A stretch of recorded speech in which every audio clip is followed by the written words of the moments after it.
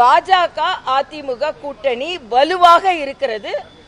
இந்த தேர்தலை மிக வலுவாகவே நாங்கள் சந்திப்போம். ஏனென்றால் ஒன்று, மக்கள் மாற்றத்தை விரும்புகிறார்கள். இன்னைக்கு பாத்தீங்கன்னா கேளம்பாக்கம் பஸ் நிலையத்தில் போராடிய செவிலியர்களை மிக மிக துன்புறுத்தி இருக்கிறார்கள். அதே மாதிரி துப்புரவு தொழிலாளர்கள் அப்புறப்படுத்தப்பட்டு கொண்டிருக்கிறார்கள்.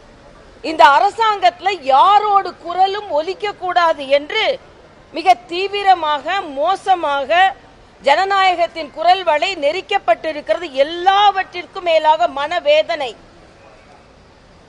திருப்பரங்குன்றத்தில் தீபம் ஏற்ற வேண்டும் என்ற கோரிக்கையை வைத்து தன்னோட உயிரை அந்த எந்த தீபம் ஏற்ற வேண்டும் என்று நினைத்தாரோ அந்த தீபத்திற்கான தீயை தன் உடலில் வைத்து பூர்ணச்சந்திரன் என்ற தம்பி உயிரை இழந்திருக்கிறார். இதற்கு ஸ்டாலின் அரசு பதில் சொல்லியே ஆக வேண்டும்.